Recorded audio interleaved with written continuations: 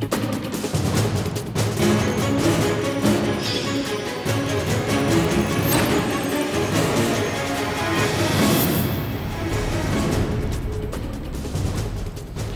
मी Rajendra ओंचे. Newsroom चर्चामध्ये तुमचं सगळ्यांचं स्वागत. महापालिकेच्या निवडणुका संपल्यात. आता महापौर कुणाचा बसणार याची चर्चा सुरू झाली आहे. प्रचारामध्ये कोण काय बोलणार याची चर्चा आधी आपण केली होती आणि आता महापौर कुणाचा होणार याच्या रंगत असलेल्या चर्चांमधले प्रश्न आणि त्याची उत्तरं आपण जाणून घेणार आहोत. आज न्यूजरूममध्ये शिवसेनेचे नेते अनिल देसाई, राज्यसभेचे खासदार आहेत, ते आपल्यासोबत आलेले आहेत. युतीतल्या चर्चेतला सगळ्यात महत्त्वाचा चेहरा अनिल देसाई होते. त्यामुळे आता महापौर कसा कुणाचा बसवणार यातलाही महत्त्वाचा चेहरा अनिल देसाई आहेत. यामुळे अनेक प्रश्नांची उत्तरं त्यांना आज द्यावी लागणार आहेत.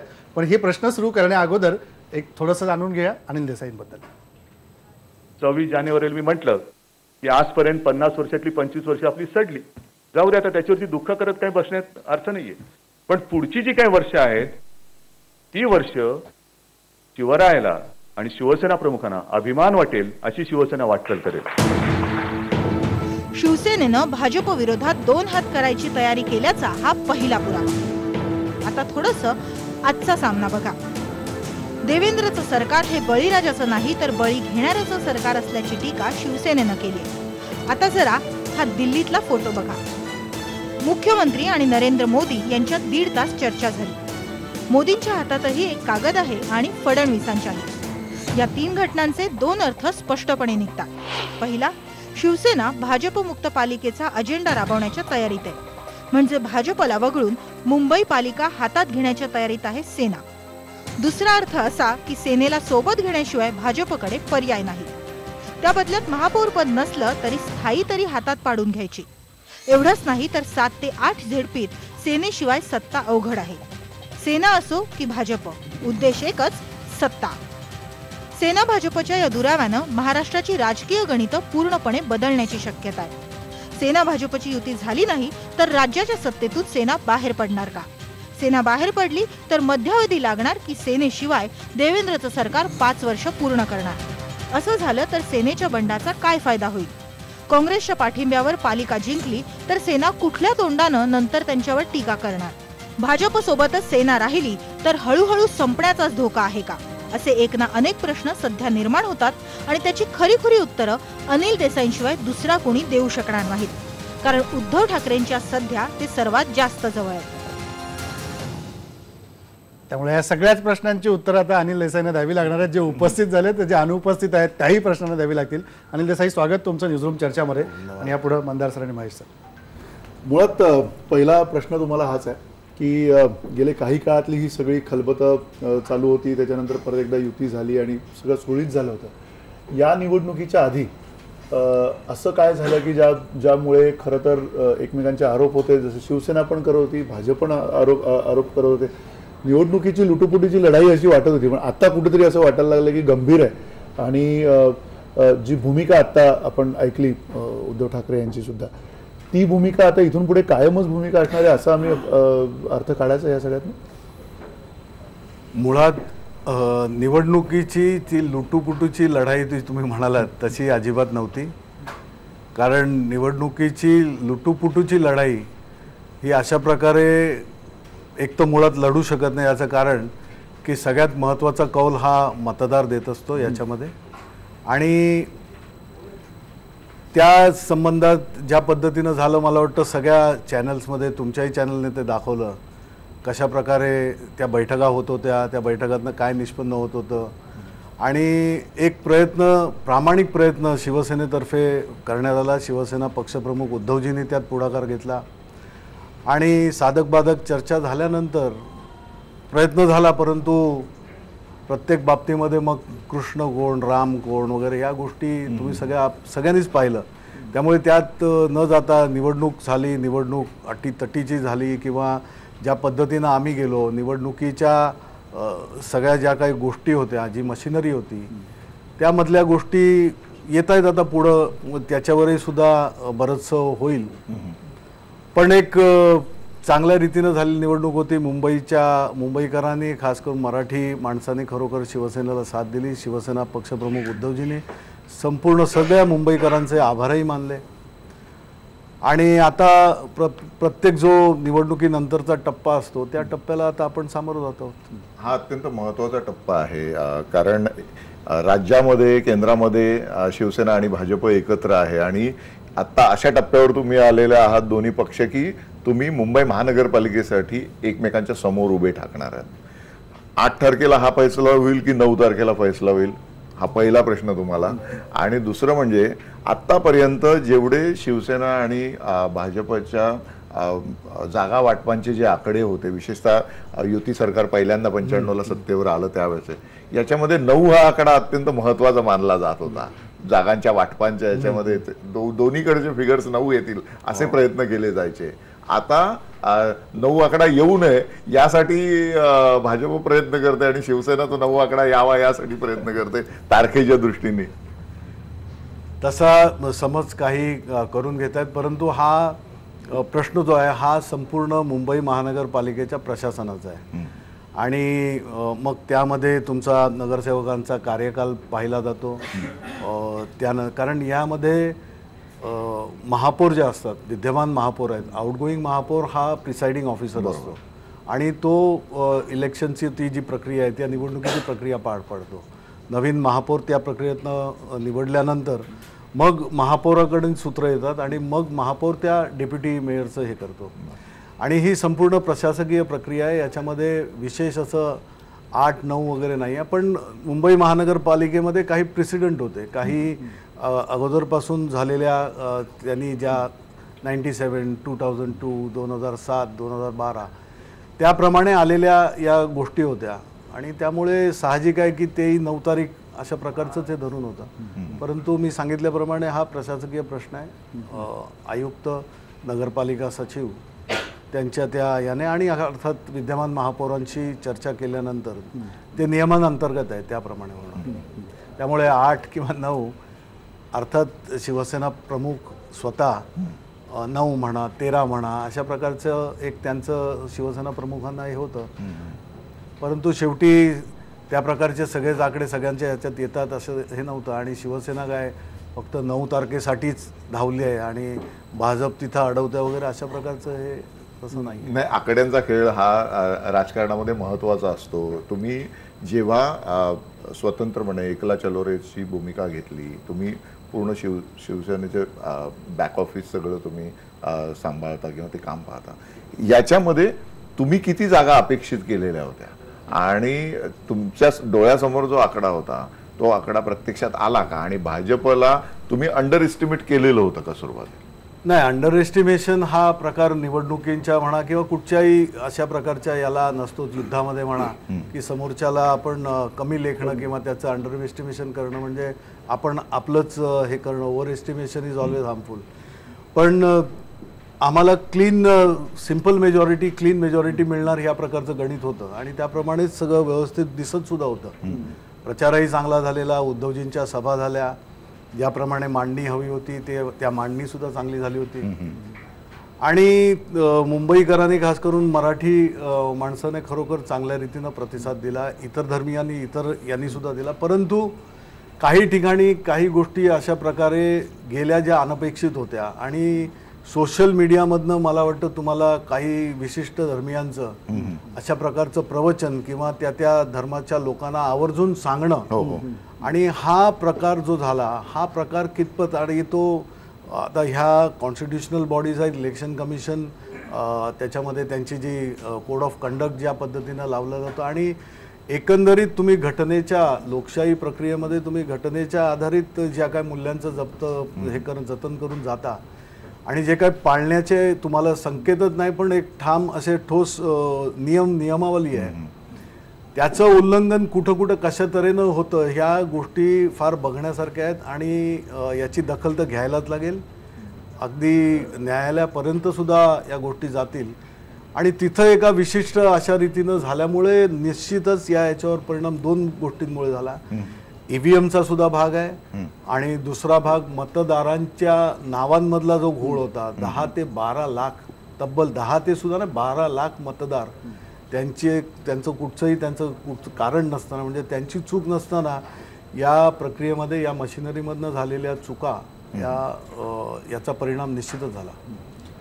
देसाई साहेब, 2 प्रश्न आहेत. एक, जर समजा तुम्ही मनसेची टाळी घेतली असती तर निकालाचं चित्र वेगळं दिसलं असतं का? आणि दुसरा प्रश्न असा आहे, सध्याची एकूण राजकीय परिस्थिती बघितली मुंबईतली तर तुम्ही भाजपला सोबत घेऊ इच्छित नाहीत, पण भाजप तुम्ही त्यांना सोबत घेऊ यासाठी काही प्रेशर टॅक्टिक्स वापरते की आम्ही काँग्रेसला सोबत जाणार नाही. मुळात काँग्रेस त्यांना सोबत जाणार नाही तो मुद्दाच येत नाही. जर समजा तुम्ही भाजपला सोबत घेतलं नाही तर सत्ता त्यांच्याकडे आहे, केंद्रात आहे, राज्यात आहे, ते तुम्हाला एनी हाऊ काही दबाव टाकतील इकडून, तुम्ही ते बेअर कसं करणार आणि पुढची तुमची रणनीती कशी असेल? लोकशाहीच्या या पर्वामध्ये मला वाटतं असं काय अपेक्षित नाही आहे. आणि या पद्धतीनं तुम्ही सांगताय अनुभव आलेला असेल तर आम्हालाही सांगा, म्हणजे मग पुढं आम्हालाही घेता येईल. दबाव टाकणं किंवा अशा प्रकारे या गोष्टीमध्ये कोणाला एखाद्याला अशा प्रकारची बळजबरी, दबाव म्हणजे मग समोरच्याला बळजबरी झाली तर कुठच्या गोष्टी, कारण तुम्ही स्वतःही चांगले रिपोर्टर आहात, आम्हालाही द्या तशा बातम्या, आम्ही हे करू, त्याचा पाठपुरावा करू. दबाव नाहीये त्या अर्थाने कुठला दबाव नाही. असं दबाव टाकण्याचं वगैरे हे कुठेही केलं किंवा इनडायरेक्ट अशा रीतीचं जे असेल तर लोकशाहीच्या ह्याच्यामध्ये, आणि समोर शिवसेना आहे हो, मनसेची टाळी त्यांचा प्रश्न तो झाला विषय. आता मनसेच्या बाबतीमध्ये बऱ्याच आमच्या प्रवक्त्यांनी म्हणा, आमच्या सगळ्यांनी, आणि तो आता मराठी माणसाने भरभरून आम्हाला दिलं, त्याबद्दल शिवसेना पक्षप्रमुख, प्रत्येक शिवसैनिकानं, शिवसेनेच्या पदाधिकाऱ्यांनी सातत्यानं म्हणताय मराठी माणसांनी तुम्हाला भरभरून दिलं, म्हणजे त्याच्यामध्ये कुठेतरी अमराठी लोकांनी भरभरून दिलं नाही असा त्याचा अर्थ आहे. पण येणाऱ्या काळात शिवसेना जी भाषा आता दिसते, ज्याच्यामध्ये नवी वाटचाल आहे, नवी शिवसेना असल्यासारखीच परिस्थिती आहे, निखाऱ्यावरनं चालणार आहेत शिवसैनिक, अशी जी भाषा आहे, या भाषेमध्ये अंतर्भूत आहे की आता फक्त शिवसेना परत पुन्हा एकदा त्या मराठी मुद्द्याकडे वळेल, हिंदुत्व नावाचा जो एक तो सगळा पुन्हा जो मुद्दा होता तो कुठेतरी बाजूला ठेवला आणि परत मराठी आणि प्रादेशिकता किंवा प्रादेशिक पक्ष म्हणून शिवसेनेची येणाऱ्या काळातली वाटचाल प्रादेशिक पक्ष म्हणूनच आहे आज. रेकग्नाइज पॉलिटिकल पार्टी आणि इलेक्शन कमिशनचं जे हे लागतं त्या ह्याला शिवसेना रिजनल पार्टी म्हणूनच आहे. आणि मराठी माणूस आहेच आहे, तो बेस आहे. आणि हिंदुत्व आणि हे कुठं हे केलेलं नाही, त्यामुळे अमराठी वगैरे नाही. मुंबईकरांनी दिला प्रतिसाद, मगाशी मी बोललो त्या ह्याच्यामध्ये बाकी सगळं आलं, त्यामुळे तशा प्रकारचं कुठचंच हे नाही आहे. आणि वाटचाल आहे निखाऱ्यावरून, म्हणजे शेवटी डिसिप्लिन पार्टी आहे. आणि ज्या पद्धतीनं आता आपण युतीचं हे सोडलेलं आहे, युती सोडून आपण एकला चलोरेचा जो नारा शिवसेना पक्षप्रमुखांनी दिला, तर त्यामध्ये डिसिप्लिन जे आपल्या शिवसैनिकांमध्ये आहेत त्या ह्यानेच आपल्याला पुढे जायचं आहे. पण हे सगळं महापौर निवडणुकीपर्यंत चालेल असं दिसतंय, कारण एकीकडे राज्य सरकारमध्ये तुम्ही अजूनही आहात, केंद्रामध्ये तुम्ही अजूनही आहात. मग हे सगळं जे चालू आहे ते केवळ आणि केवळ शिवसेनेचा जर का उद्या महापौर झाला आणि त्याला जर भाजपने पाठिंबा दिला किंवा भाजपनं त्यातनं अंग काढून घेतलं असं आपण म्हणूया राजकीयदृष्ट्या, तर शिवसेना इथून पुढे भाजपला पुढच्या टप्प्यांमध्ये त्रास देणार नाही असा त्याचा अर्थ होतो.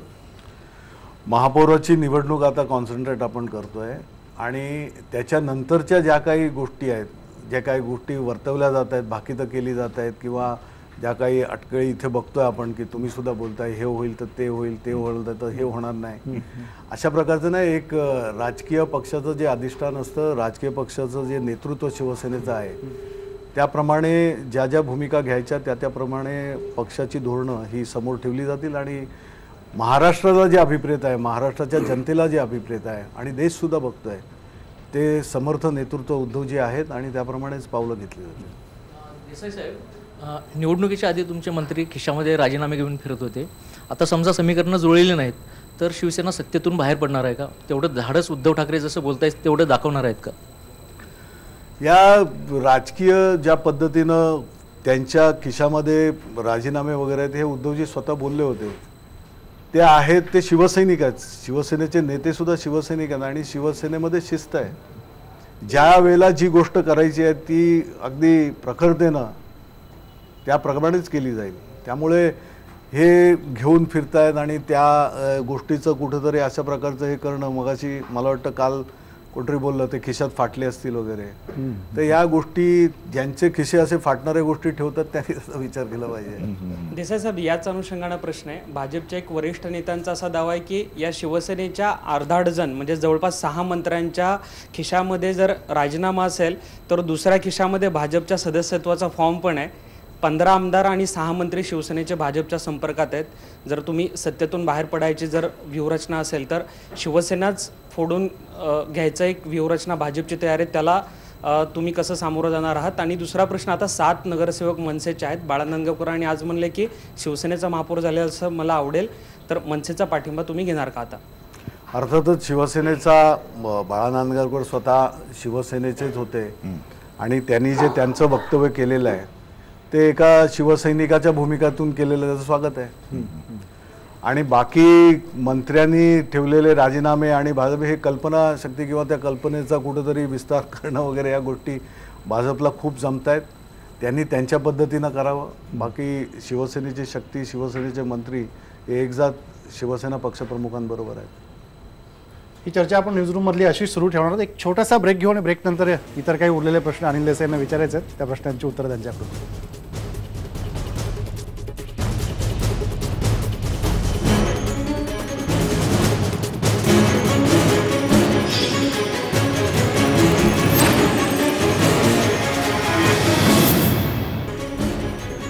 ब्रेकनंतर पुन्हा एकदा स्वागत. न्यूजरूम चर्चामध्ये अनिल देसाई आलेले शिवसेनेचे नेते आणि खासदार शिवसेनेचे. आपण त्यांना प्रश्न विचारतोय. आत्ताच 8 तारीख आता महापौर पदाची निवडीची म्हणून समोर येताना दिसतेय. काय होतंय 8-9 त्याच्यातले आपण बघूया. पुढचे प्रश्न. देसाई साहेब, 2 दिवसापूर्वी संजय निरुपम यांनी सांगितलं होतं की शिवसेनेचे काही नेते आमच्या संपर्कात आहेत, तर आपल्यापैकी काँग्रेसशी कोण संपर्कात होतं का? आणि दुसरा प्रश्न, 1978 साली मिलिंद देवरा ज्यावेळी महापौर झाले त्यावेळी शिवसेनेने त्यांना पाठिंबा दिला होता आणि बाळासाहेबांनी जाहीरपणे सांगितलं होतं. मग उद्धव ठाकरे ना जाहीरपणे जर समजा पाठिंबा घ्यायचा असेल तर नक्की अडचण काय आहे? शिवसेना पक्षप्रमुखांना जिथं जाहीर भूमिका किंवा या गोष्टी ज्या करायच्या आहेत त्याबद्दल ते ठाम आहेत. संजय निरुपम काय म्हणतोय, कोणाच्या संपर्कात कोण, आता त्यांना चिंता सगळ्यात जास्त लागलेली आहे. त्यांनी कोणाच्या संपर्कात राहावं आणि स्वतःसाठी काय हे करावं ते करायला पाहिजे त्यांना. शिवसेनेला या सगळ्या गोष्टींची तशा प्रकारची गरज नाही आहे. काही आकडे जर तुम्ही व्यवस्थित पाहिले तर व्यवस्थित शिवसेनेचा महापौर बसणार आहे. कुठला पक्ष कुठली भूमिका घेतो आहे त्यामध्ये काय आहेत या गोष्टी तुम्हाला 8 तारखेला आणि त्याच्यानंतरचं म्हणजे काय ते पृथक्करण वगैरे ह्या गोष्टी असतात तशा प्रकारचा तो एक भाग, अभ्यासाचा भाग असतो की हे असं होतं, मग त्याचा उलगडा झाला. आपले विचार किंवा आपले अटकळ्या अशा होत्या की हे आपण विचार करत होतो पण तसं झालं नाही, मग असं तो एक प्रेसिडेंट बनतो, एक तुम्हाला इतिहासाला एक जागा मिळते. सगळ्याच गोष्टी इथे काय त्या अर्थाने तुम्ही इतिहास घडवणार आहात आणि त्या अर्थाने कधी नव्हती झालेली अशी एखादी गोष्ट आम्हाला बघायला मिळेल असं तुमचं म्हणणं आहे? मग शिवसेनेचा महापौर झालेला तुम्हाला बघायला मिळेल एवढं सांगू शकतो. त्यामध्ये बाकी काय गोष्टी शोधायच्या काय आहे याच्यासाठी न्यूजरूम तुमची तयार असेल, तुमचे स्टुडिओज तयार असतील, तुमची सगळी फौज असेल. शिवसेनेचा महापौर होईल असं तुम्ही आधीच जाहीर करून टाकलेलं आहे आणि आता ज्या पद्धतीने सगळी ताणाताणी दोन्ही पक्षांमध्ये सुरू होती त्यावेळेस एक चर्चा मोठ्या प्रमाणात झाली ती म्हणजे 25 वर्ष 2 पक्ष एका बरोबर राहतात आणि दोन्ही शहरी भागातले हे पक्ष सोबत वाढत असताना एक पक्ष खूप उंच बनतो जो 15 वर्षापूर्वी 10 वर्षापूर्वी छोट्या भावाच्या भूमिकेत होता आणि शिवसेना आता जी एकेकाळी मोठ्या भावाच्या भूमिकेत होती ती आता दुय्यम स्वरूपाच्या भूमिका स्वीकारायला तयार व्हायला लागलेली आहे. तर हे सगळं आहे, याकडे तुम्ही अभ्यासक म्हणून कसं बघताय? बघा, ज्यावेळेला उद्धवजींनी अशा प्रकारचं पक्षप्रमुख म्हणून जे स्टेटमेंट गोरेगावच्या याच्यामध्ये झालं की 25 वर्ष, त्यालाही वेगळ्या पद्धतीनं बघितलं गेलं.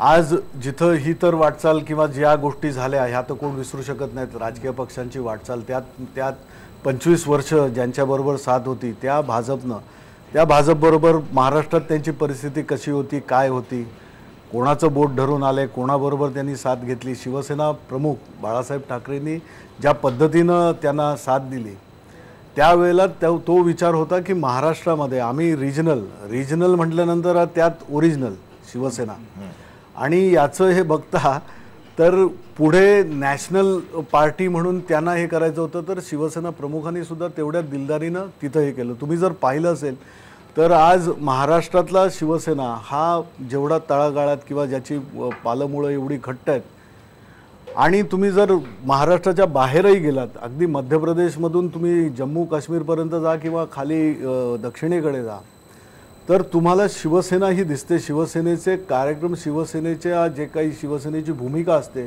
ती भूमिका अगदी मजबूतीनं निभावणारे आपले सैनिक दिसतात. मग त्यामध्ये पाकिस्तान विरोधातलं कुठचं हे असू द्या किंवा देशाभिमान बाळगणारी एखादी मोहीम असू द्या किंवा ज्या काही घटना घडतात त्या पद्धतीनं हे सगळं करत असताना ज्या ज्या वेळेला निवडणुका लागल्या, निवडणुका तिथे लढवाव्यात, कारण तिथेही त्या त्या वेळपासून काम करणारे शिवसेना प्रमुखांचे कार्यकर्ते आमचे शिवसेनेचे होते. मग तिथं निवडणुकांना सामोरं जायचं, निवडणुकांसाठी तयारी करायची आणि ऐन वेळेला मग दिल्लीवरून भाजपाच्या वरिष्ठ नेत्यांनी त्यावेळेला अर्थात अडवाणीजी, वाजपेयीजी, प्रमोद महाजनजी होते, गोपीनाथ मुंडे होते, या मंडळींकडनं हे आल्यानंतर शिवसेना प्रमुख तेवढ्या दिलदारीने थांबायचे, कारण इथं मतांचं विभाजन होऊ नये, हिंदू मतांचं विभाजन होऊ नये, आणि मग तेवढी साथ त्यांना नेहमी देत गेले. पर्यायानं ज्या पद्धतीनं त्याचा फायदा शिवसेनेला व्हायला पाहिजे होता तो शिवसेनेनं व्हायला दिला नाही, हे जाणून सुद्धा की इथं चला हिंदुत्वाच्या मतांची कुठेतरी अशा प्रकारे फाटाफूट होऊ नये, आणि वाढले कोण त्याच्यामध्ये, त्यांनी त्याचा फायदा घेतला. ही जी मंडळी सगळी मुंबईमध्ये, महाराष्ट्रामध्ये दिसते, आपण आता कॉस्मोपॉलिटन म्हणतो वगैरे, हे सगळं ज्या पद्धतीनं मुंबई म्हणा, पुणे म्हणा, नागपूर म्हणा, संभाजीनगर म्हणा, नाशिक म्हणा, या ठिकाणची जी काही अर्बनायझेशन ज्या झपाट्यानं झालं, आणि तिथे आज बघता बघता हा टक्कासुद्धा अमराठी ज्या वेळेला आपण म्हणतो इतर राज्यातनं आलेली मंडळी आहे. आता ही इतर राज्यातनं आलेली मंडळी ज्या वेळेला मुंबईत स्थिरावते किंवा इतर शहरांमध्ये स्थिरावते, कुठंतरी याचं एक हे त्यांच्या ह्याच्यावरून ती लिनियेज जाते, आणि मग या गोष्टीचा फायदा त्या त्या राज्यांमध्ये त्यांना निश्चितच झाला. त्यामुळे ते जास्त हे झाले. बाकीच्या ह्याच्यामध्ये शिवसेना तिथे हिंदुत्व आणि एक अगदी जो आपल्या युतीचा धर्म म्हणून ज्यांनी आपण पाळला त्याचं पालन खरोखर केलं, आणि हे सगळ्यांनीच पाहिलेलं आहे. याचं राजकीय विश्लेषक म्हणून तुम्ही सुद्धा याचं ज्या वेळेला तुम्ही हे करत असाल त्यावेळेला तुम्हाला या गोष्टी दिसतील. त्यामुळे मोठा भाऊ छोटा भाऊ नाही, मोठा भाऊ तो मोठा भाऊच राहतो. एखादी गोष्ट करताना कुठंतरी आता काहीतरी अगदी काहीतरी हाताला लागलं अशा प्रकारे जाणाऱ्याला कुठंतरी परत जमीन असतेच. देसाई साहेब, जेव्हा शिवसेनेने कॅम्पेन सुरू केलं होतं तेव्हा शिवसेना इथून पुढे स्वबळावर उभे राहील असं उद्धव ठाकरे सातत्यानं म्हणत होते, आणि कुठे ना कुठे एक भाजपमुक्त BMC, भाजपमुक्त मुंबई महापालिका याकडे शिवसेनेची वाटचाल होती. आता जे काही तुम्ही किंवा शिवसेनेचे नेते बोलताय, महापौरपद हे तुम्ही इगो इश्यू केलाय की महापौरपद शिवसेनेचाच होणार, पण कुठे ना कुठे तुम्ही भाजपमुक्त महापालिका हे जे बॉर्डर तुमची जी सुरुवात झाली होती, एक मोठा इश्यू घेऊन तुम्ही बाहेर पडले होते, ते मागे टाकत कुठे ना कुठे तुम्ही BJPसाठी, भाजपसाठी अजून पण स्पेस ठेवताय का? जर महापौर शिवसेनेचा होऊ देत असाल तर आम्ही जे काय प्रचारात बोललो, जे काही झालं ते विसरून आपण इथून पुढे वाटचाल सुरू करू अशी स्पेस तुम्ही ठेवताय का? म्हणजे जे एक मोठी गोष्ट सुरू केली होती ती तुम्ही महापौर पदावर आणून थांबवताय का? आणि दुसरं, सातत्याने तुम्ही मराठी मतदारांचे आभार मानताय, परंतु तुमची जे काही आकडे आहेत 84 जागा, हे खरंच तुम्हाला समाधानकारक वाटतायत का? की मग शिवसेना इथून पुढे फक्त मराठी हा मुद्दा सोडून जे सिविक प्रॉब्लेम सातत्यानं मीडियापासून सगळेजण उचलत होते, मग बेसिक रोडपासूनचे जे प्रॉब्लेम असतील हे देखील निवडणुकीतले मुद्दे होऊ शकतात, आणि त्यावर तुम्हाला जात पात आणि भाषा सोडून लोक मतदान करतील यावर तुमचा विश्वास नाही का? अरे बापरे, एकदम मोठा कॉम्पोजिट प्रश्न विचारलेला आहे. हा, अरे बाबा, अच्छा इथं असं आहे का? माईक एकदाच देतात? नाही, याच्यामधला तुम्ही जो पहिलं म्हणजे तुम्ही ते घोषवाक्य भाजप मुक्त वगैरे, शिवसेना स्वबळावर, हे शिवसेना पक्षप्रमुख बोलले आणि सगळ्यांनी हे केलं, पण बाकीचं कोण मुक्त आणि कोण हे शेवटी मतदारांवर हे होतं. 84 जागा ज्या मिळाल्या त्यामध्ये मुंबईतली सिविक कामं किंवा हे जे तुम्ही म्हणताय आता तो कल तसा तो होताच, त्यामध्ये काहीतरी चांगलं केलेलं होतंच म्हणून 84 जागा नंबर 1चा पक्ष हे काही छोटी गोष्ट नाही आहे, मोठीच आहे गोष्ट. यामध्ये जागा जास्त मिळाल्या असत्या, मगाशी मी थोडक्यात त्याचं हे केलं, बाकी बरंचसं येणार आहे याच्यामध्ये तुम्हाला आमच्या कृतींमधनं दिसेल, इतर काही गव्हर्नमेंट एजन्सीज त्यामध्ये इन्व्हॉल्व झालेले दिसतील, प्रश्न त्यांना विचारले जातील, कुठं ज्या ठिकाणी न्यायालयाचे दरवाजे खटखटायचे ते आम्ही करू, त्या ह्याच्यामधनं पुढचं हे तुम्हाला दिसेल. निश्चितच जागा जास्त मिळायला पाहिजे होत्या, पण 84 जागा मुंबईकरांनी दिल्या त्या एकाच याच्यावर की जी केलेली कामं ही मुंबईकरांच्या पसंतीची होती, मुंबईकरांनी पसंतीलाच मत दिलेलं आहे. त्यामुळे बाकी जे आहे कोणाला मुक्त करायचं कोणाला हे करायचं, आम्ही जे काम करतोय त्या बळावर आम्हाला तो कॅनव्हास आम्ही व्यापला की आमचं काम झालं. बाकीचं कोण आहे त्यामध्ये फ्रेमसुद्धा असते, त्यामुळे बाकीच्या गोष्टींजवळ लक्ष द्यायला आम्हाला कामानं आम्हाला लोकांना हे करायचं आहे ते आम्ही करतोय. म्हणजे भाजपसाठी तुम्ही जागा ठेवली? भाजपसाठी किंवा कुठला इतर पक्ष असेल, शेवटी मुंबईकर आणि शिवसेना आम्ही आमच्या कामांवर जे म्हणत होते की काहीच नाही खड्डे हे ते सगळं वगैरे दाखवत होते, तर त्याला उत्तर 84 जागांनी दिलं आहे. नंबर 1चा पक्ष शिवसेना पुन्हा एकदा आला आहे. चौथ्यांदा 4 वेळेला करून 5व्या वेळेला येणं, अँटी इन्कम्बन्सी जो फॅक्टर असतो तो प्रचंड असतो. आणि त्या सगळ्या या गोष्टी तोच पक्ष किंवा त्याच पक्षाला लोकांची मतं मिळतात ज्याने जनतेच्या पसंतीला खरं उतरलेत. आणि त्याचं आता साथ आम्ही घेणार नाही किंवा भाजपची साथ आम्ही घेऊ, कारण तुम्ही त्यांच्याच विरोधात लढलात. तुम्ही दोनच प्रमुख विरोधक होते एकमेकांचे. आणि आज काय बोललेलोच नाही, मी कोड लँग्वेज मध्ये कुठं बोललो, मी ठामपणे बोललोय. म्हणजे शिवसेना भाजप सोबत महापालिकेत जाणार नाही? जाणारच नाही. कुठं आम्ही तर नसतो तर इथे आजपर्यंत काय होतं. आता मगातपासून जे प्रश्न विचारले, शिवसेना स्वबळावर शिवसेनेच्या पद्धतीनं जाते. देसाईजी, जर तुम्ही असं म्हणता आणि आकड्यांची जुळवाजुळव करताना बीजेपी जर सरस ठरलं तर याचा अर्थ असा आहे का की सेना विरोधात बसायला पण तयार आहे? शिवसेनेचा महापौर होणार म्हटल्यानंतर बाकीच्या गोष्टी तुम्ही कशा रीतीनं हे करता मला कळत नाही. पण मग इक्वेशन काय असेल त्याचा एक साधारणतः अंदाज देऊ शकाल का? Equation on it. देसाई साहेब, तुम्ही असं पहिले असं म्हणायचे की आवाज कुणाचा तर मुंबई शिवसेनेचा, पण आत्ता यावेळेसचे जर निकाल पाहिले तर बीजेपी तुमच्या अगदी जवळ आली आहे. यामुळं फक्त दर निवडणुकीत मराठीचा मुद्दा, मुंबई तोडणार तो विषय हे करायचा आणि मराठी मतांना साथ घालायची आणि मतं हे करायची. तर यामुळं शिवसेनेच्या राजकारणाच्या मर्यादा स्पष्ट झाल्यात का? स्पष्ट होतात. कारण इतर भाषिक किंवा इतर व्यापक जी मतं मिळायला पाहिजे, कारण मुंबई आता कॉस्मोपॉलिटन आहे, सगळं हे होतं आहे. तर ही केवळ मराठीच्या भावनेवरचं राजकारण हे आता शिवसेनेला यापुढं करता येणार नाही, हा या निकालाचा अर्थ होतो. शिवसेनेला काय वाटतं? बघा, मुंबईमध्ये किंवा महाराष्ट्रामध्ये शिवसेनेचा बेस हा मराठी माणूस. आणि मुंबई तुम्ही आताच म्हणालात कॉस्मोपॉलिटन, अमराठी, जे मुंबईकर आहेत, मुंबईचा मतदार हा शिवसेनेचा, त्याप्रमाणे केलेली कामं आणि त्यामधनं मिळालेला प्रतिसाद. बाकी कोण करतंय, बाकी कोण किती जवळ आले आणि काय आलं, हा भाग शेवटी मतदारांनीच हे केलेलं आहे. ते आम्ही डिनायल मोडमध्ये नाहीच आहोत ना. आम्हाला जे मिळालं या गोष्टी आम्ही इथपर्यंत आलो हे मुंबई मतदारांनी केलेल्या कामांवर आम्हाला एवढं आणलंय. याच्यापेक्षा जास्त निश्चितच मिळालं पाहिजे होती, मिळणारही होती. ज्या गोष्टी दिसल्या, ज्या गोष्टी सरळ सरळ दिसत आहेत त्या गोष्टी आम्ही त्याचा पाठपुरावा करतोय बाकीच्या. तुम्ही म्हणालात की शिवसेनेचा महापौर मुंबईत होईल, भाजप आता म्हणू लागलं आहे की युतीचा महापौर मुंबईत होईल. बॅकफूटवर जाऊन शिवसेनेबरोबर भाजप चर्चा सुरू करण्याचा प्रयत्न करताना दिसतंय का? मला कल्पना नाही. आता हे सगळं तुम्ही सांगितलेलं मी ऐकतोय, मला तशी त्याची कल्पना नाही आहे. सर, शिवसेनेने यावेळी पूर्ण पालिका आणि जिल्हा परिषदच्या ज्या निवडणुका होत्या त्या एकत्र होत्या, मात्र शिवसेनेने मुंबईवर कॉन्सन्ट्रेशन केलं. सगळी संसाधनं, तुमची शक्ती, अगदी उद्धव ठाकरेंच्या सगळ्या सभा ह्या मुंबईत झाल्या. आणि नागपुरात सुद्धा एक सभा झाली नाही. जेव्हा रिझल्ट आला तेव्हा जिल्हा परिषदेमध्ये शिवसेना बरंच माघारलेलं असं चित्र दिसलं.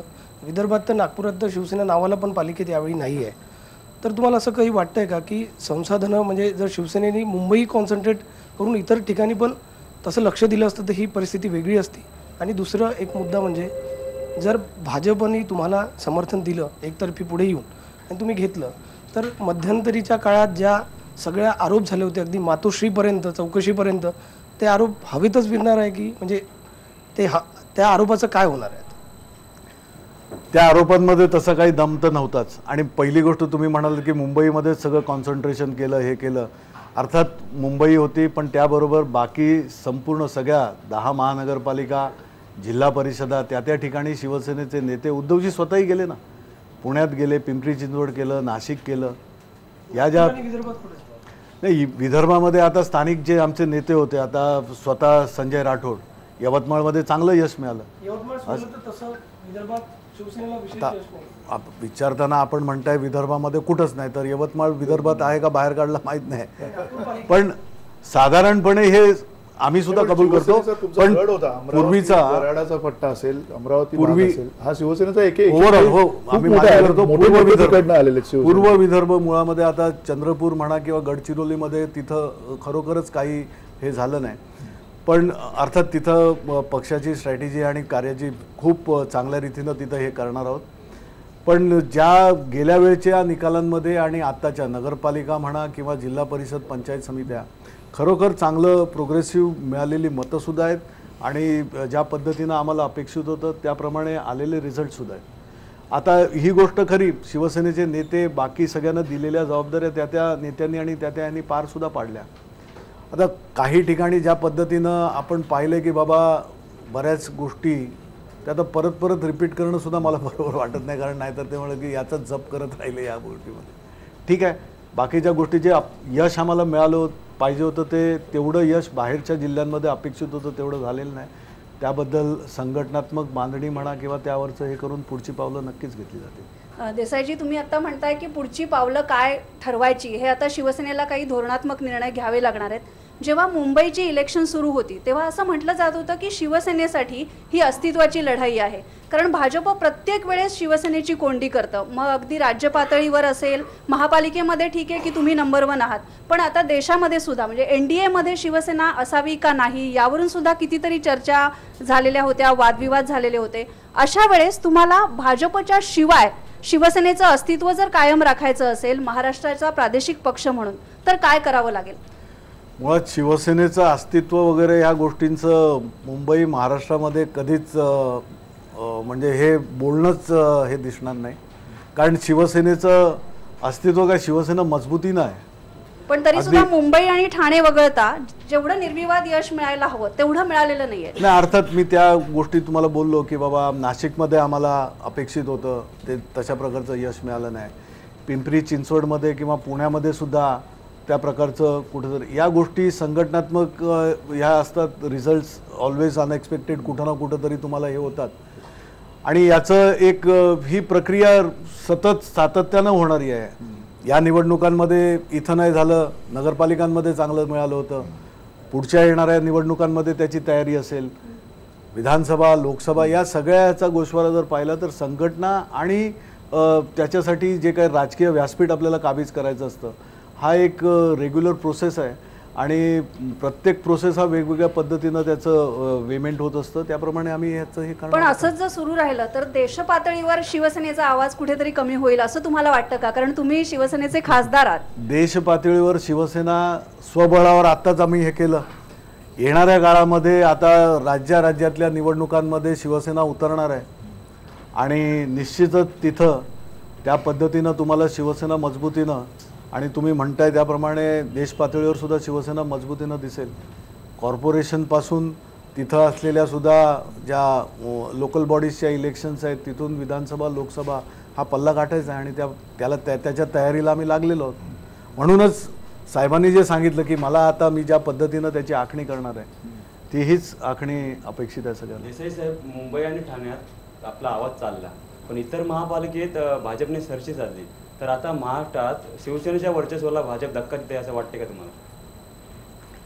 शिवसेनेच्या वर्चस्वाला वगैरे अशा प्रकारचं होत नाही. निवडणुकांमधनं वेगवेगळं हे येतं. भारत आता एवढं सगळं सिरीज ऑफ मॅचेस जिंकत होतं. ऑस्ट्रेलियाने एकदम 2-3 दिवसामध्ये केलं. विराट कोहली एकदमच गेला म्हणून तो राईट ऑफ होत नाही. अशा गोष्टी असतात, कुठं कुठं होतात. त्यामुळे बाकीच्या जिल्ह्यांमध्ये किंवा कुठं काय अगदी हे झालेलं असेल तर फॉर्म कायम ठेवणं आणि पिचवर व्यवस्थित उभं राहणं शिवसेनेला आणि शिवसेना प्रमुखांना शिवसेना पक्षप्रमुखांना कोणी हे करायला नको. ते आहेत आणि चांगल्या रीतीनंच तुम्हाला शिवसेनेची ही फळी पुढे जाताना दिसेल. शिवसेना अशीच चांगल्या रीतीने प्रोग्रेसिव्हली जाताना दिसेल. पण आपण क्रिकेटच्याच भाषेत बोलतो तर शिवसेनेचं home ground home pitch Mumbai आहे आणि होम पिचवरच जी कोंडी झालेली आहे या कोंडीमुळे शिवसेनेच्या आता राज्यातल्या ज्या वाढीला मर्यादा आल्या आहेत का, पहिला प्रश्न. आणि दुसरा प्रश्न, शिवसेनेला विरोधी पक्षात बसावंसं का वाटत नाही? आता तुम्ही भूमिका तर विरोधी पक्षाचीच बजावतात. काँग्रेस आणि राष्ट्रवादीची स्पेस पूर्णपणे शिवसेनेने खाल्लेली आहे. सामना हा एकमेव आता विरोधी पक्षाचा बुलंद आवाज झालेला आहे आणि या सगळ्या पार्श्वभूमीवर मग तुम्हाला थेट विरोधी पक्ष का व्हावंसं वाटत नाही? बघा, मुंबई कॉर्पोरेशनच्या बाबतीमध्ये बोलताय तर आम्ही नंबर 1चा पक्ष आहे आणि त्याप्रमाणे आम्हाला सत्तेमध्येच येणं आणि सत्तेमध्ये येण्यासाठीच मुंबईकरांनी दिलेला कौल आहे. त्यामुळे तिथे विरोधी पक्षाचा प्रश्नच येत नाही. राहिलं आम्ही राज्यातलं जर तुम्ही म्हणत असाल तर राज्यामध्ये स्थिर सरकार वगैरे या गोष्टींसाठी शिवसेना पक्षप्रमुखांनी घेतलेली भूमिका होती आणि त्यामुळे त्या गोष्टी सरकार करू शकत नाही किंवा करण्यासाठी कुठंतरी कमी पडतं आहे. त्या ठिकाणी ती जागा त्या गोष्टी दाखवून देणं हे शिवसेनेचा धर्म आहे. शिवसेना नेहमी संघर्ष करतच रस्त्यावर उतरून शिवसेनेने न्याय दिलेला आहे लोकांना आणि लोकांना जे अपेक्षित आहे त्याच्यासाठी. म्हणून मुंबई महानगरपालिकेची इलेक्शन सुरू असताना रणधुमाळीमध्ये सुद्धा तुम्ही पाहिलं शिवसेनेच्या नेत्यांचं मंत्रिमंडळातले आपले मंत्री जाऊन त्यांनी तिथे मुख्यमंत्र्यांची भेट घेतली आणि शेतकऱ्यांचं, महाराष्ट्रातल्या शेतकऱ्यांचं कर्ज माफ करा याच्यासाठीची सुद्धा त्यांनी याचना तिथे केली. त्यामुळे हे सगळं कुठंतरी व्यवस्थितरित्या मान ठेवूनच शिवसेना पक्ष म्हणून प्रॅक्टिकली ज्या गोष्टी आहेत कुठेतरी तुम्हाला या सगळ्या व्यवहारामध्ये म्हणजे भाजपसोबतचं जे काय आता अलीकडच्या काळातलं तुमचं नातं आहे त्याच्यामध्ये तुम्हाला सातत्यानं भाजपनं अपमानास्पद वागणूक दिली असा जो एक सूर आहे शिवसेनेचा, तो कितपत खरा आहे? कारण तुम्ही मंत्रिपदावरती आहात, सगळे मंत्री आहेत, केंद्रात आहेत, राज्यात आहेत, मग या मंत्र्यांना कामं करून दिली गेली नाही आहेत भाजपनं, असं काही आहे? या गोष्टी आता आमचे मंत्री यांच्याशी तुम्ही मला वाटतं संवादात असतातच आणि याबद्दल एक जनरलाइज स्टेटमेंट व्यवस्थितरित्या उद्धवजींनी केलं आहे. जिथं ज्या गोष्टी व्हायला पाहिजेत लोकांसाठी, जे वचननामा विधानसभेच्या वेळेला, लोकसभेच्या वेळेला जो वचननामा म्हणून लोकांना आपण दिलेला आहे आणि तिथे ती अपेक्षित झालेली कामं आपल्या माध्यमातून लोक अपेक्षा करत आहेत, ती होत नसतील तर मग त्याच्यासाठी ज्या ज्या गोष्टी करायच्या ते आमची लोक करतायत आणि मग तिथं कोणी त्या प्रतिसाद दिला न दिला सरकारच्या याच्यामधनं बीजेपीने वगैरे त्या गोष्टी समोर आणणं किंवा त्या तशा ठेवणं. भाजप त्या अर्थाने मुख्यमंत्री आहेत, भाजपचे मोठे इतर कॅबिनेट मंत्री आहेत, हे सगळं असताना राज्यमंत्री शिवसेनेचे आहेत. काही ठिकाणी हे काम होऊन दिलं जात नाही असं काही त्याच्यामध्ये आहे की असं काही नाहीये? आमच्या राज्यमंत्र्यांनी मागे ज्या पद्धतीनं ते समोर आणलं, बोलले, बऱ्याचदा माध्यमातून सुद्धा सांगितलं आणि वृत्तपत्रातनं सुद्धा आलं, ती ज्या ज्या गोष्टी आता परखडपणं त्या गोष्टी समोर आणलेल्या आहेत आणि मग बऱ्याचशा गोष्टी असतात, प्रायोरिटी असते, मुख्यमंत्री त्यांचे मंत्रिमंडळातले हे काही गोष्टी कशा रीतीनं हे करायच्या. शेवटी लोक कुठंतरी याचा एक लेखाजोखा स्वतःजवळ तर ठेवतात, कुठेतरी कशा रीतीनं येतील. आता सगळ्याच गोष्टी अशा दिसत आहेत की बाबा चला ठीक आहे, पण तसं निश्चितच चित्र नसणार एवढं निश्चित. सर, प्रश्न एक, शिवसेना राज्यामध्ये मध्यावधी निवडणुकीसाठी तयारी करते का, तयार आहे का? दुसरा, EVM मशीनमध्ये तुम्ही गडबड आहे, गोंधळ असं म्हणता, तर EVM मशीनमध्ये जर गडबड गोंधळ असेल तर शिवसेनेचे देखील उमेदवार त्याच EVM मशीनच्या माध्यमातून निवडून येतात, पण नेमका आक्षेप कशावरती आहे तुमचा? EVMच्या बाबतीमध्ये जिथं जिथं समोर आलेलं आहे, म्हणजे आता तुम्ही सुद्धा दाखवलेलं आहे तुमच्या याच्यावर, तुम्ही न्यूज चॅनल्समधनं तुम्ही आम्ही पाहिलेलं आहे, वृत्तपत्रातनं आलेलं आहे. काही अपक्ष उमेदवारांनी वगैरे स्वतः हे केलेलं की मी ज्या बूथमध्ये माझं स्वतःचं मतदान आहे तिथे तो 4 त्याची फॅमिलीबरोबर गेला आणि त्याने मतदान टाकलं आणि त्या बूथवर नेमकं त्याला 0 मतदान. तर त्याचं म्हणणं असं आहे की माझ्या बायका मुलांनी मला दिलं नसेल पण मी तर माझं दिलेलं मत एक तरी दिसलं पाहिजे. मग हा EVM मधला गोंधळ होता. आणि ज्या ज्या ठिकाणी आले, काही तुम्ही मला वाटतं आज तिथे शिवसेना भवनमध्ये आला होता, तिथं एका उमेदवाराने आणून दिलेल्या गोष्टी होत्या, कशा प्रकारे EVM मध्येच स्टॉप केलं गेलं, ॲब्रप्टली हे झालं. मी काही गोष्टी मी स्वतःही पाहिल्या, मी स्वतःही बोलत होतो त्या अधिकाऱ्यांशी. त्यामुळे आणि शेवटी हा मोठा लढा करणारे त्यांचेच होते ना. EVM मध्ये खोट आहे, EVM मध्ये सगळं हे आहे, फार मोठं शिवसेनेचे केवढं मोठं भाजपमधून शिवसेनेवर सगळ्यात जास्त टीका तेच त्या ह्याचं जर त्या डिव्हाइसचं जर तेच फार एवढं मोठं गुणगान करत असतील तर या गोष्टी आहेत ना, त्या गोष्टी अशा रीतीनं हवेत विरून तर जाणार नाहीत. त्याचं काय त्याचं हे सुद्धा बघू. आणि शेवटी मोजमाप करणारी यंत्रणा आहे. एक वेगळा प्रश्न विचारायचा आहे. तुम्ही म्हणजे शिवसेनेच्या चौकटीतले शिवसैनिक दिसत नाही. मी तुमच्याकडे बघितल्यावरती तुम्ही म्हणजे एखादा CEO असावा एखाद्या मोठ्या कॉर्पोरेट कंपनीचा, अशा पद्धतीचं व्यक्तिमत्व आहे तुमचं. आणि तसं म्हटलं तर उद्धव ठाकरे सुद्धा बदललेली शिवसेना हे म्हणजे बाळासाहेबांची शिवसेना, त्यावेळेचे शिवसैनिक दाढीवाले सगळे आणि टिळा वगैरे लावलेले, असा जो शिवसेनेचा अवतार होता तो पूर्णपणे वेगळा बदललेला आहे. हे हा काळाचा महिमा म्हणायचा स्वभाव सुद्धा तुमचा अतिशय मृदू आहे. तर काय नेमकं त्याचं ही शिवसेना बदललेली येणाऱ्या काळात अशीच बघायची का? नाही, शिवसेना ही तशीच आहे. शिवसेना काही बदललेली नाही आहे. आजही जिथं संघर्ष, शिवसेनेला संघर्ष नवीन नाही. जिथं अन्याय असेल शिवसेना रस्त्यावर उतरते. जिथं एखादी दुर्घटना झाली असेल, कुठचं आपत्कालीन प्रसंग वगैरे म्हणतात ना, आपत्काल काय आपदा वगैरे अशा, त्या ह्याच्यामध्ये सरकारी यंत्रणेची वाट बघणारी शिवसेना, तिथे शिवसैनिकच धावून जातो. ॲम्ब्युलन्सच्या माध्यमातून किंवा कुठंही तुम्ही हे करा. आज जिथं कोणाला न्याय मिळत नाहीत, शाखांमधनं जाऊन गेले की तिथं न्याय मिळतो. आज ह्या गोष्टी आहेत त्या तशाच आहेत, किंबहुना वाढलेल्या आहेत. कारण त्याच्या जोडीला टेक्नॉलॉजी आलेली आहे आणि टेक्निकल आमची मुलं, आमचे सैनिक हे टेक्नोसेव्ही आहेत. म्हणजे असं नाही की बाकीच्या गोष्टी. त्यामुळे काळानुरूप ज्या ज्या गोष्टी येतात त्या सगळ्या आहेत. एका हातामध्ये काय असेल, दुसऱ्या हातामध्ये लॅपटॉप आहे. त्यामुळे ते सगळी तयारी आहे. आणि शिवसेनेचं हे काही बदललेलं नाही. मी जो स्वतः मृदू आहे वगैरे हे सगळं आहे, पण आंदोलनं, लोकाधिकार समितीच्या माध्यमातून, कर्मचारी सेनांच्या माध्यमातून या गोष्टी आम्ही आजही करतो. आता बाकी असतं, तुम्ही म्हणता आता तुम्ही सुद्धा सगळे आहात, पण मनातनं तुम्ही सुद्धा मतदान वगैरे करणारेच आहात. शिवसेनेलाही केलं असेल, आवडलं असेल. त्यामुळे या गोष्टी मध्यावधी निवडणुकीची चर्चा खूप मोठ्या प्रमाणात आहे. शरद पवारांनी जे त्यावेळेस एक भाकीत करून ठेवलेलं होतं, त्या भाकिताभोवती सगळं फिरताना दिसते, चर्चा त्याची भरपूर होते. म्हणजे शिवसेना तयार आहे का या सगळ्या मध्यावधी वगैरे या गोष्टी या पवार साहेबांच्याच यातून बरोबर दिसतात. कारण त्या गोष्टीचा तशा रीतीचं तो राजकारणी पिंड हे असणं गरजेचं असतं. आम्ही शिवसैनिक आहोत, शिवसेना पक्षप्रमुखांचे आदेश पाळणारे शिवसैनिक आहोत आणि त्या रीतीनं एक काम करणं लोकांसाठी आणि साहेबांनी दिलेले आदेश पाळणं. त्यामुळे तो प्रश्न तिथं तुम्ही विचारू शकता. सर, मंदार सरांच्या प्रश्नाशी संबंधितच एक प्रश्न विचारायचा आहे की तुमचा स्वभाव शिवसैनिकांसारखा वाटत नाही. म्हणजे जेवढा आक्रमक असतो, तुम्हाला तुमच्या बोलण्यामध्ये तुम्ही मृदू वाटता. तुमच्या याच स्वभावामुळे तुम्हाला चर्चेसाठी किंवा बैठकीसाठी जास्त पाठवलं जातं का? किंवा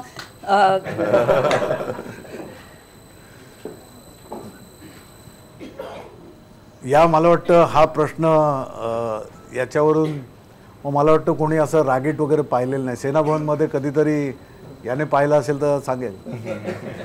पण अर्थात लोकांबरोबरचं लोकांसाठीचं हे असतं. त्यामुळे आणि उपजतच जी शिवसेना प्रमुखांनी जे बाळकडू शिवसैनिकांना दिलं आहे, तर हे कुठंतरी अशा प्रकारे वाटतं की बाबा सगळेच तशा प्रकारचे रागीट वगैरे ह्या सगळ्या गोष्टी मिक्स असतात. वेळेवेळेला टेम्परमेंट एक भाग असतो, हा प्रत्येकाचा एका आपल्या पर्सोनामधनं होत असतो. आम्ही आहोत तसे आहोत, शिवसैनिक आहोत, ओरिजिनल आहोत.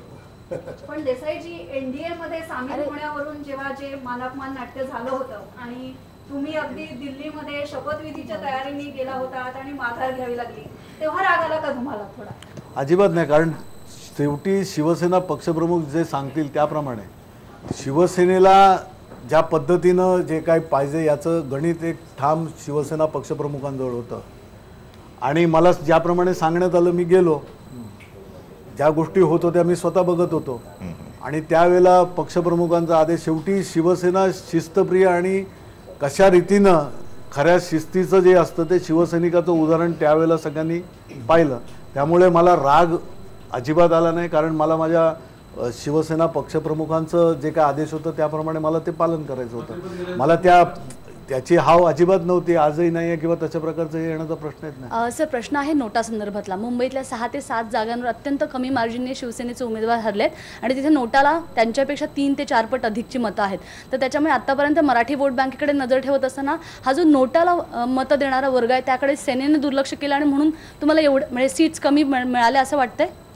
नाही, नोटाचा अवलंब काही ठिकाणी खरोखर लोक करतायत. याचा राजकीय पक्षांनाही कुठंतरी अशा प्रकारचं हे लक्षात घेण्यासारखी गोष्ट आहे. आणि ठराविक काही याच्यामध्ये आम्ही जर पाहिलं तर काही त्यांच्या कॉलनीजपुरते म्हणा किंवा ज्या गोष्टी त्यांना लागत होत्या त्या पद्धतीनं एक सामूहिकरित्या मग कुठचं तरी गाव कधी कधी बहिष्कार टाकतं. प्रश्न हा त्यांच्यासाठी फार मोठा डोंगरासारखा असतो, परंतु त्या यंत्रणेला सरकारी यंत्रणेला ते करणं त्यावेळेला शक्य नसतं, परंतु त्यावेळेचा निर्णय झालेला असतो. अशा प्रकारे काही ठिकाणी मुंबईमध्ये काही म्हणजे कमीच क्षुल्लक नाही पण कमीच ठिकाणी अशा प्रकारचे झालं. पण एक नक्की की मतदार राजा तेवढं आता बाळगू नाही की त्याला एक आणि एक ऑप्शन आहे. अर्थातच नक्कीच देणार. देसाई सर, आम्ही इतके वर्ष बघतोय की बाळासाहेबांच्या सुभाष देसाई साहेब हे बाळासाहेबांचे अगदी खूप जवळचे होते आणि त्यांना बाळासाहेबांचे मास्टर ब्रेन असं बोललं जायचं आणि आता तुम्हाला उद्धवजींचं मास्टर ब्रेन असं बोललं जातं. तर ह्या गोष्टीमध्ये काय खरं आहे म्हणजे हे काय खरं आहे? शिवसेना पक्षप्रमुखांनी किंवा शिवसेना प्रमुखांनी शिवसैनिक घडवले, त्याच्यामधनं नेते त्यांनी निर्माण केले. शिवसेना पक्षप्रमुख सुद्धा सगळ्यांना समानार्थीच तशा प्रकारची वागणूक असते. अजिबात कोण मोठा नाही. हे काय रॉकेट सायन्स नाही आहे हो की बाबा हे शेवटी तुम्ही लोकांसाठी कशा रीतीने जनतेसाठी काय करता, पक्षाची धोरणं जी आहेत, जी भूमिका आहे लोकांपर्यंत कशा रीतीने घेऊन जाता त्याच्यावरचं सगळं अवलंबून असतं. त्यामुळे सगळेच समान आहेत. तिथे कोण असा जवळचा किंवा कोण फार हे वगैरे नाही आहे. देसाई साहेब, शेवटचं अगदी थोडक्यात उत्तर अपेक्षित आहे. मध्यावधीचा विषय निघाला म्हणून विचारतो. मुंबईचा महापौरपद इतका मोठा आहे की राज्यातल्या जनतेने जे निवडून दिलं त्यांच्यावर परत आपण निवडणुका लागतोय. राज्याच्या तुलनेमध्ये मुंबईचं महापौरपद हे मुख्यमंत्र्यापेक्षाही मोठं करून ठेवलंय आपण. ह्याची खरंच ह्या राजकारणाची आज गरज आहे का की मध्यावधीची तयारी पण आपण एकीकडे सुरू करतोय? मला प्रश्नच कळला नाही. आता प्रश्न महापौर एवढं कळतंय आठ, पण आता प्रश्न राज्याचा आणि याचा संबंध तुम्ही का लावताय मला कळत नाही. मी मगाशी बोललो की हा प्रश्न काही ठराविक अशा पर्सनॅलिटीजच्या यांच्यामध्ये तो ठीक, कारण त्यांचं ते त्या प्रकारचा विचार आणि त्या प्रकारची फार मोठी समीकरणं किंवा विचार असतात. आपल्याला जे दिसतंय आता मुंबई महानगरपालिका, त्यामुळे मुंबई महानगरपालिका कॉन्सन्ट्रेट करतोय, बाकीचा विषय नाही. कुठलं सरकार, राज्य सरकार नोटीस पिरियडवरती नोटीस दिलेली असेल आणि त्याच्यामध्ये जर तुमचं पिरियड म्हणजे त्याच्यामध्ये जर तो विषय लिहिलेला असेल तर तिथे नोटीस आम्हाला सुद्धा विषय लिहिला नाही, अजून कोऱ्या कागदावर दिला, विषय लिहिला नाही. नोटीस आहे. आता हे याच्यावरच तुम्ही समाधान, नोटीस आहे ते कधी त्याचं हे करायचं ते अर्थसंकल्पीय अधिवेशन होईल, त्याच्यानंतर महापौर निवडणूक होईल, त्याच्यानंतर पुन्हा अर्थसंकल्पीय अधिवेशन होईल, त्यावेळेला शिवसेना पुन्हा एकदा भाजपला इंगा दाखवेल. आपला ज्या गोष्टी खरोखर ज्या आपण वचननाम्याप्रमाणे आहेत त्याबद्दल तर नक्कीच हे करणार. ज्या अपेक्षा किंवा ज्याने लोकांनी निवडून दिलं आहे आणि सरकारकडनं जे अपेक्षित आहे त्या गोष्टी फक्त वचननाम्यामध्येच राहतील अशा प्रकारचं जे झालं तर तिथे विचारणा होईलच नक्कीच. पण देसाई साहेब, सीएम म्हणतायत की 5 वर्ष माझं सरकार टिकणार आहे आणि भाजपचे जे नेते आहेत ते बॅकडोर असं म्हणतात की सेनेमध्ये इतकी लाचारी की ते लोक काही नोटीस सांगत असले, नोटीस पिरियड दिला पण ते लोक सत्तेतून बाहेर निघणार नाही, तितकं ते ओव्हर कॉन्फिडंट आहे. त्याने येऊन आमच्यासमोर बोलावं ना. कुठं कोणाशी बोलतात, कोण बोलतो आणि काय आम्ही तर पाहिलं नाही, ऐकलं नाही. असेल तर बोलावं. पण बजेट पाडणार का? जर सपोज जेव्हा बजेट पाडणार जेव्हा येणार तेव्हा, कारण त्यांना समर्थन लागणार आहे, पण तुमचे म्हणतात की मुद्दे नसले तुमचे तर समर्थन देणार का? राज्याचं बजेट किंवा देशाचं बजेट हा एक वेगळा विषय असतो आणि त्याला अर्थात तो एक लेखाजोखा जे एक ज्या पद्धतीनं ते मांडलं जातं त्या देशाच्या रेग्युलर ह्याच्यामध्ये त्याची सगळी फीचर्स असतात आणि त्याप्रमाणे देश चालणं आणि देशाचा प्रत्येक याच्यासाठी घटक एक एक कॉम्पोनंट्सला हे करणं हे गरजेचं असतं. त्याच्यामध्ये सुचवणं किंवा त्याच्यामध्ये बदल करून घेणं या गोष्टी होऊ शकतात, परंतु या बाकीच्या गोष्टी न होणं वगैरे हा अशातला भाग नसतो.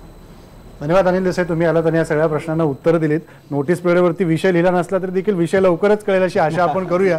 आणि काय होतं 9 तारखेला किंवा 8 तारखेला जी तारीख ठरेल त्याच्यातनं महापौर कुणाचा बसतो आणि त्यानंतर पुढची राजकारणाची दिशा कशी असते हे पण आपल्याला कळेल. इथंच थांबू, आपण काय